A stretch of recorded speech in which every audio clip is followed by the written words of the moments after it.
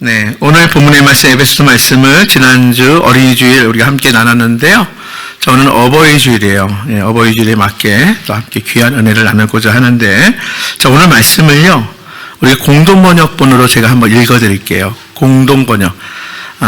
가톨릭과 우리 개신교가 함께 번역한 번역본이 공동 번역이에요. 네, 제가 한번 읽어드리겠습니다. 자녀된 사람들은 부모에게 순종하십시오. 이것이 주님을 믿는 사람으로서 마땅히 해야 할 일입니다. 내 부모를 공경하여라 하신 계명은 약속이 붙어 있는 첫째 계명입니다. 그 약속은 계명을 잘 지키는 사람은 복을 받고 땅에서 오래 살리라는 것입니다. 어버이들은 자녀의 마음에 상처를 입히지 말고 주님의 정신으로 교육하고 훈계하며 잘 기르십시오. 예. 자, 이게 공동 번역이에요. 예. 우리 개역 성경, 또 우리가 지금 보는 건 개역 개정본인데, 같은 내용인데 좀 분위기가 좀 다르죠? 네, 그렇습니다. 네. 부모님 하면, 부모님 없는 사람은 없어요. 그렇죠? 예. 우리는 다 태어날 때, 한 사람도 예외 없이 다 부모님을 통해서 우리가 이 땅에 납니다. 예. 고아로 자란 사람은 있어도 부모 없이 태어난 사람은 없습니다. 자, 그래서요, 우리에게 가장 큰 영향을 주시는 분이 사실은 부모님이에요. 내가 인정하든 인정하지 않든 그렇습니다. 자, 우리는 부모님에게서 체질을 받고 태어나요. 우리는요, 우리 외모도 부모님의 영향을 받아요. 건강도 마찬가지입니다. 우리의 성격까지도 부모님을 담고 있어요. 자, 우리는 많은 경우, 자, 음성까지도 부모님의 음성을 담는데요. 자, 어떤 때는 전화로, 자, 아들에게서 아버지의 음성을 들어요.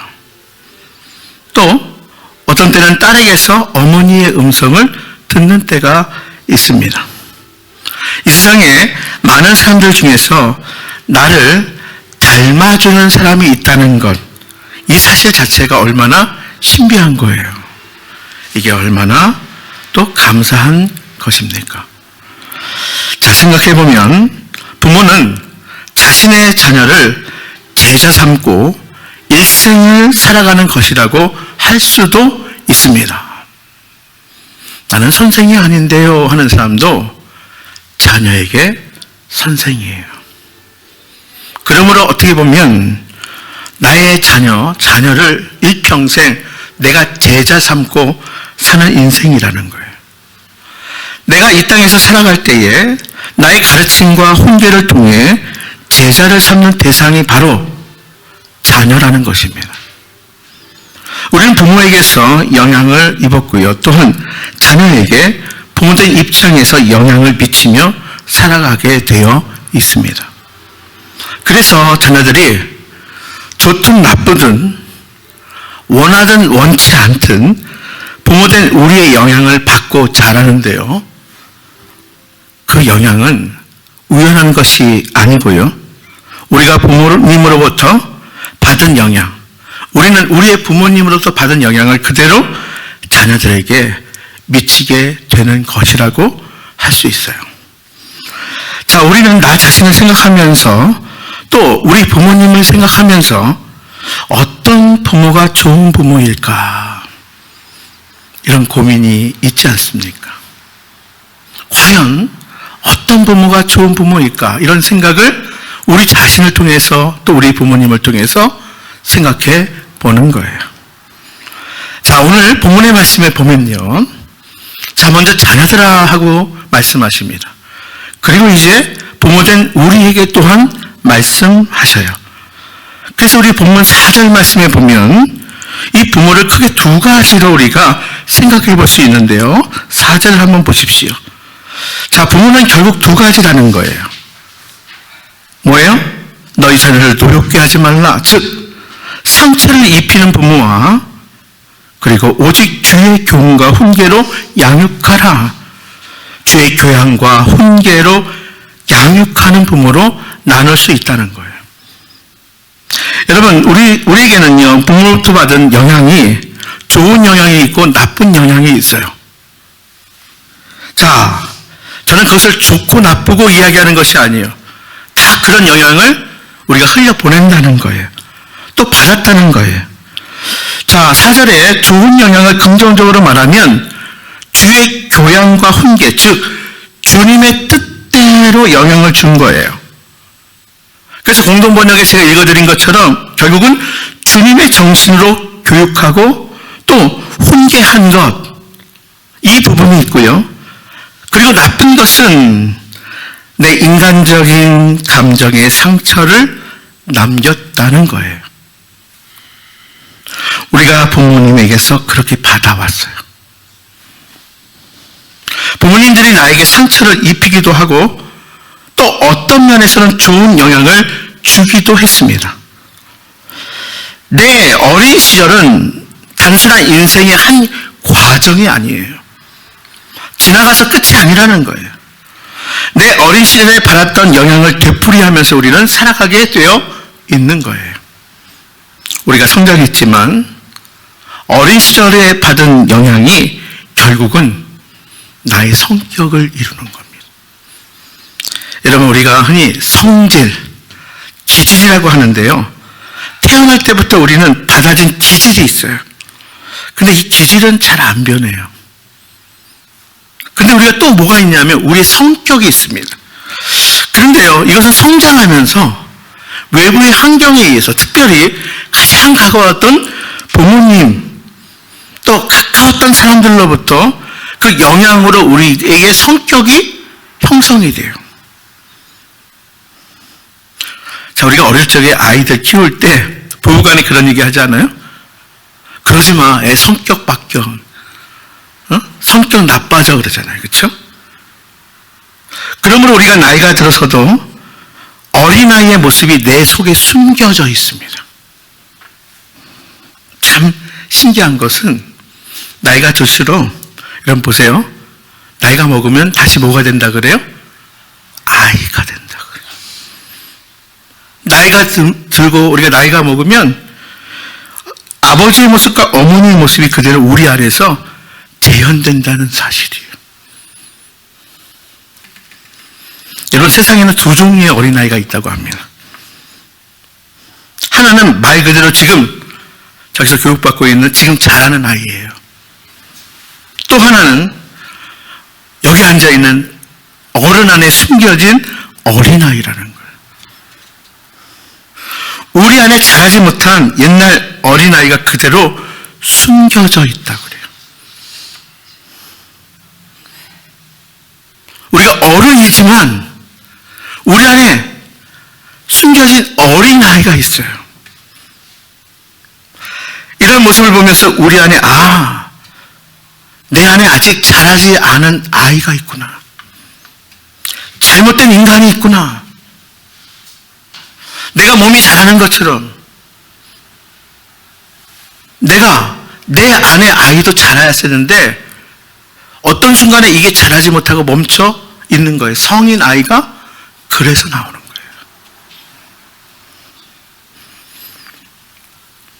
저는요, 오늘 말씀을 통해서 은혜로, 그렇죠? 우리 안에 있는 성인 아이가 있으면 뭐 제가 지적하거나 이게 안 좋다 이게 아니에요. 이건 아픔입니다. 우리가 정직하게 드러내고 은혜 받아야 될 부분이라는 거예요.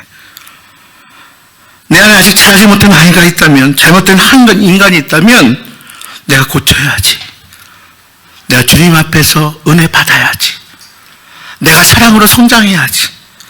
이런 시간이 될 수 있기를 간절히 바랍니다. 자, 여러분, 그런데 중요한 것이 있어요. 전제 조건이에요.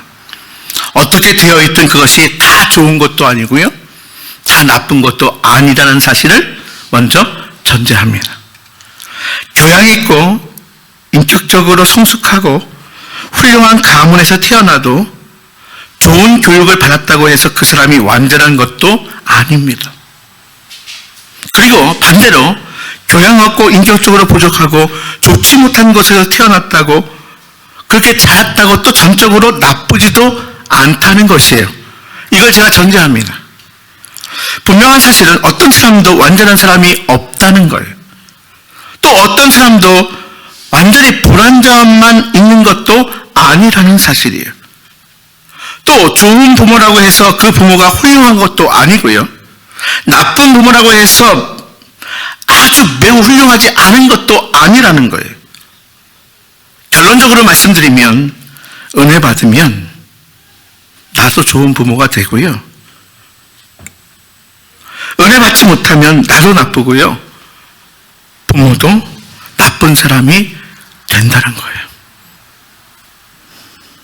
여러분, 어린 시절을 회상하면서 이런 생각을 가져본 적이 있습니까? 내가 다시 이 세상에 태어난다면 이러한 부모님 밑에서 태어나고 싶다. 내가 다시 태어난다면 부족함이 없는 부잣집 딸로 태어났으면 내가 이 고생하지 않을 텐데, 내가 이런 부모 만났고 내가 이런 가난한 집에서 태어났고 내가 참 힘들게 사는구나, 이런 한번 상상해보지 않았습니까? 그런데요, 한 번 우리가 더 잠시만 생각해 본다면, 내가 다른 부모님에게서 태어난다면 그런 일도 없지만 만일에 그렇다면 그게 나일 수 있겠습니까? 내가 다른 부모님에게서 태어난다면 그게 어떻게 나예요? 나일 수 없는 거예요. 나의 존재가 역사 속에 존재할 수 있었을까요? 그럴 수 없는 거예요. 우리 모두는 현재의 부모님의 아들과 딸로 태어났기에 이 역사의 전무후무한 존재, 우리가 찬양 속에서도 항상 또 나오지만, 즉 전에도 없었고 이후에도 없을 유일한 존재가 된 거예요. 어느 부모도 나에게 부족한 부모 없고 어느 부모도 나에게 완전한 부모가 없으니 은혜 받으면 그 부모도 하늘이 주신, 하나님께서 허락하신 부모이고 내 존재도 하늘이 보낸 전무후무한 존재로 이 역사 가운데 내가 있는 것임을, 이것이 얼마나 신비하고 놀라운 일입니까? 우리가 오늘도 찬양했어요. 주 나를 보호하시고 날 붙드시니 나는 보배롭고 존귀한 주의 자녀라. 자, 이 말은 뭐예요? 전무후무한 존재라는 거예요. 참으로 보배롭고 존귀한 존재임을 우리가 다시 한번 확인하시고 여러분 믿으시고 기억할 수 있기를 간절히 바랍니다. 우리 요 대목에서 옆 사람에게 당신은 보배롭고 존귀한 존재입니다. 축복할까요? 시작. 당신은 보배롭고 존귀한 존재입니다. 그렇습니다. 우리가 이 세상에서 부모를 만나야 되고 또 어떤 자식으로 태어나고 하는 이야기는 그야말로 의미 없는 이야기라는 거예요. 내가 이런 부모를 만났으면, 내가 이런 자식을 내가 만났으면 하는 것은 의미 없는 이야기예요. 내가 은혜를 받아 내 존재를 하나님의 형상을 닮아 하나님의 영광을 돌릴 수 있는 최대치의 존재로 내가 만들어가는, 말 그대로 상품이 아니라 작품, 그것도 걸작품으로 만들어가는 그 일, 그게 우리 인생의, 우리가 살아가는 인생의 과정에서 해야 될 일이에요. 그렇습니다. 우리 모두는 하나님의 걸작품이에요. 하나님의 걸작품답게 살아가는 그 일, 이것이 우리의 신성한 존재의 의미이고 우리의 최대 행복지인 것을 다시 한번 확인하고 기억하시기를 바랍니다. 참고로 여러분, 우리는 너무나 다양한 성격을 가지고 있어요.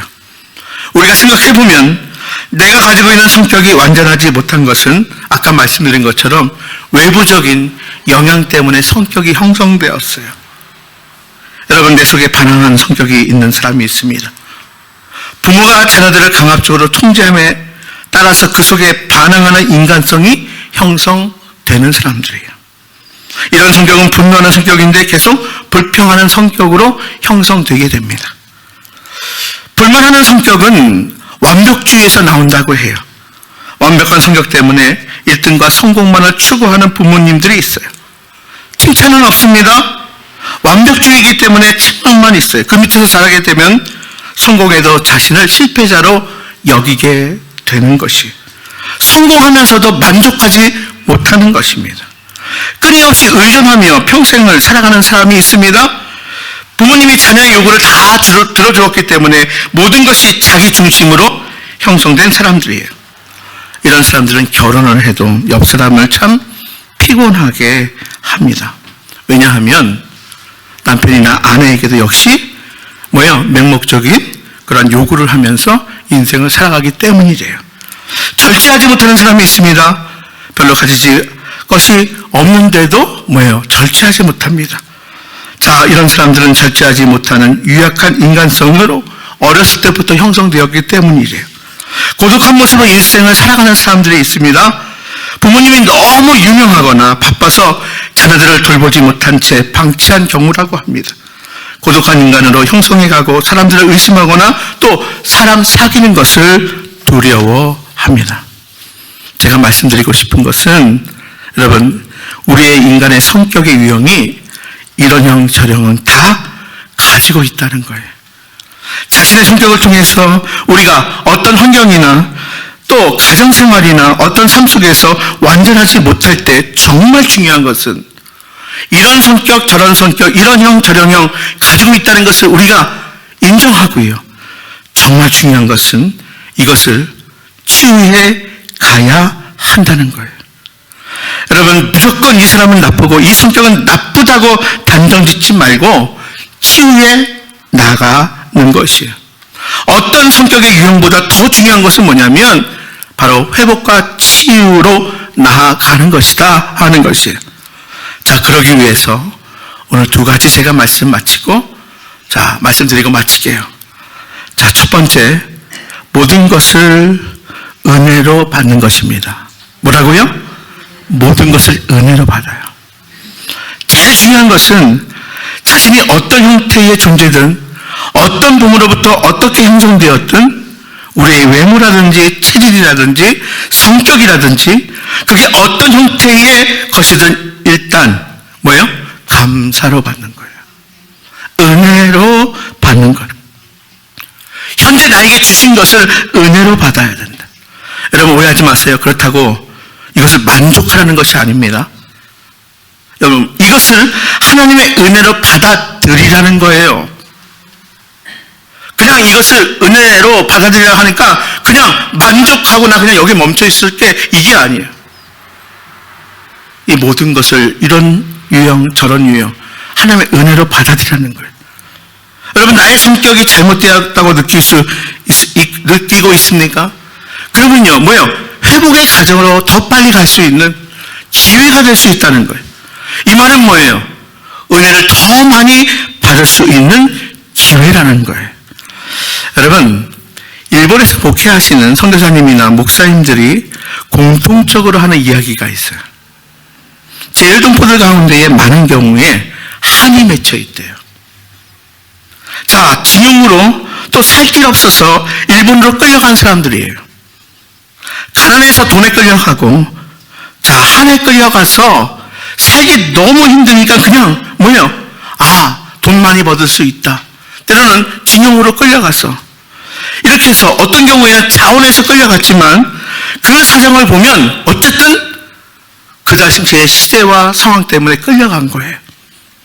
그래서 그들의 마음속에 부모에 대한 원망이 있대요. 가정에 대한 원망이 있대요. 내가 그렇게 된 것은 부모가 나를 버렸기 때문에 그렇다는 거예요. 그런데 그들이 은혜를 받았습니다. 부모가 버린 것이 은혜다, 이렇게 되었다는 거예요. 이전에는 부모가 버린 것을 원망했는데, 가족으로부터 외면당한 것을 원망했는데, 이제는 내 부모가 나를 버렸으나 여호와는 너를 영접하시리라. 내 부모님이 나를 버림으로 말미암아 버리지 않으시는 하나님 아버지의 은혜를 더 받게 되었으니, 부모님이 나를 버림으로 말미암아 결코 버리지 않는 하나님의 사랑을 내가 얻었으니 이것이 은혜이다 하는 거예요. 성경에 나오는 요셉의 이야기가 그대로 재현되는 거예요. 나아가 부모가 자식을 돌보는 것, 물론 쉽지 않은 일이지만, 그러나 버린다는 것은 얼마나 더 힘든 것인가, 여기까지 생각하게 된다는 거예요. 그러니까 버렸다는 것, 나쁘게만 생각하는 것이 아니라 내 부모가 나를 버리고 얼마나 마음 아팠을까, 부모님의 고통과 그 슬픔까지 생각하기에 이르렀다는 거예요. 여러분, 살아가다 보면 부모를 원망하는 자식이 있는가 반면에 반대로 부모에 대해서 마음 아파하는 자식도 있어요. 예수님을 믿고 은혜 받은 자녀들의 고백하는 말은, 나는 지금까지 부모님을 원망하며 살아왔는데 오늘 이처럼 은혜를 받고 보니 하나님이 나에게 이런 은혜를 받게 하기 위해서 우리 부모님을 통해서, 환경을 통해서 나를 여기까지 인도하셨다는 것을 깨달았다는 거예요. 상처 입은 부모라고 해서 원망하거나 노엽게 생각하는 것이 아니라 오히려 지금 내가 받는 이 은혜를 받도록 하나님이 역사하셨다. 하나님의 은혜가 크고 그 부모님의 은혜가 크다. 이것이 은혜예요. 여러분, 우리가 치유를 하기 위해서는 두 번째는 용서해야 합니다. 또 용서받아야 합니다. 여러분, 우리는 이 땅에 존재하는 것 자체가, 그 자체가 신비예요. 과거에 상처받은 일이 있습니까? 성장하면서 받은 상처로 크고 작은 장애들이 있습니까? 자신을 돌아보면서 과거에 상처받은 모든 일을 용서할 수 있기를 바랍니다. 여러분, 부모도요, 자녀들 앞에서 용서받아야 할 때 용서받아야 할 거예요. 내가 잘못했다는 거예요. 여러분, 제가 아버지 학교를 오래전에 나왔는데요. 그 과거 아버지 학교에서 한 장로님이 참 이런 고백을 해서 제가 참 용기 있다, 또 그리고 감동을 받았어요. 장로님의 딸이 어찌나 고집이 센지 부모님 자신의 말을 안 듣는다는 것이에요. 머리 염색하지 말라고 하면 더 빨갛게 드리고요. 일찍 들어오라고 하면 더 늦게 들어오고. 그래서 어느 날 밤에 이 장로님이 딸의 뺨을 한 대 때렸대요. 그랬더니 눈을 부라리면서, 나는 아빠가 장로지만 한 번도 아빠에게서 예수님의 모습을 본 적이 없어요. 이렇게 하더랍니다. 악을 쓰면서. 그 장로님이 딸의 이야기를 듣고 너무너무 충격받아서 골방에 들어가서 무릎을 꿇고, 하나님 아버지, 제가 딸 앞에서 한 번도 예수님의 모습을 본 일이 없다니 저를 용서하소서 하고 눈물 흘리면서 기도하고 나와서 딸의 방에 들어갔어요. 그리고 한 일이, 딸아, 내가 잘못했다. 아비가 내게 예수님의 모습을 보여야 할 텐데 한 번도 보이지 못한 이 아빠를 용서해라 하니까 그 딸이 처음으로 장로님께 안기면서, 아빠, 내가 잘못했어요. 용서하세요. 이렇게 말하더랍니다. 그리고 아버지에게 그렇게 한 번도 순종해 주지 않았던 딸이 얼마나 아버지를 사랑하는지, 자신이 아버지로서의 권위를 다시 회복하게 되었다고 합니다. 그러면서, 주님, 제가 아버지입니다, 이렇게 고백한 모습이 지금도 선명하게 눈앞에 보이는 듯해요. 여러분, 우리는 자기의 잘못을 하나님 앞에 용서를 받을 뿐만이 아니라 사람들에게도 용서를 받아야 합니다. 또 용서할 수 있는 은혜를 받아야 합니다. 우리는 지난 과거에 나에게 상처를 입힌 그 누구도 용서해야 합니다. 예수님께서 십자가 위에서 그리하셨듯이, 예수님께서 그 십자가 위에 그 고통 가운데 용서하셨듯이 우리도 용서하면서 살아야 합니다. 여러분에게 상처를 입히거나 과거에 상처를 받음으로 형성된 나의 성격에 대하여, 내재적인 자아에 대하여 아무도 원망하지 말고 아무도 탓하지 말고, 오늘 이 어버이주일 이 아침에 우리가 할 수 있는 일이 있다면 십자가의 주님과 연합할 수 있기를 바랍니다. 즉, 주님께 나가는 거예요. 주님과 함께 우리 자신을 십자가에 못 박고 주님과 함께 다시 사는 거예요. 그래서 모든 것을 다 은혜로 삼는 기회로 삼을 수 있게 되기를 바랍니다. 이것이 바로 우리 주님을 사랑하는 거예요. 이것이 부모님을 사랑하는 것이에요. 이것이 바로 내 형제를 사랑하는 결과가 되는 것입니다. 이 은혜 위에 은혜로, 이 사랑 위에 사랑으로 나갈 때 모든 것이 다 아름다운 세상, 행복한 삶이 될 것입니다. 이런 아름다운 삶, 아름다운 교회 생활, 또 가정 생활 이룰 수 있기를 주님의 이름으로 축복합니다.